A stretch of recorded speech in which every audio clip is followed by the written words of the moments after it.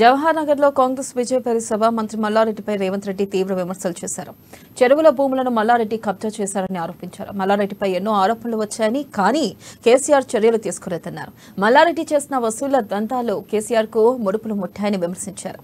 కాంగ్రెస్ అధికారంలోకి రాగానే ఇందిరమ్మ ఇల్లులు 2 లక్షల ఉద్యోగాలు ఇస్తామని హామీ ఇచ్చారు. ఆ ఊర్లో పేదోళ్ళకి ఏమన్నా ఇండ్లు ఇచ్చిందా అంటే ఈరోజు మన ప్రాంతానికేమో డంపింగ్ యార్డు, మన ప్రాంతంలోనేమో భూముల కబ్జాలు. అదే జన్వాడ కోకపేట ప్రాంతంలో కేసీఆర్ 100 ఎకరాల భూములు కొనుక్కుంటే అక్కడ మాత్రం ఐటీ కంపెనీలు.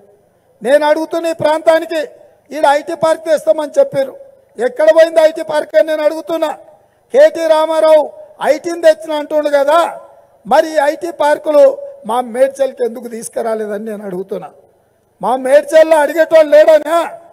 అందుకే ఇవాళ ఈ ప్రాంత ప్రజలకు నేను ఒకటే మాట చెప్పదలుచుకున్నా. కోకపేట భూమి 100 కోట్లకి ఎకరం పోతుంది ఎట్లా?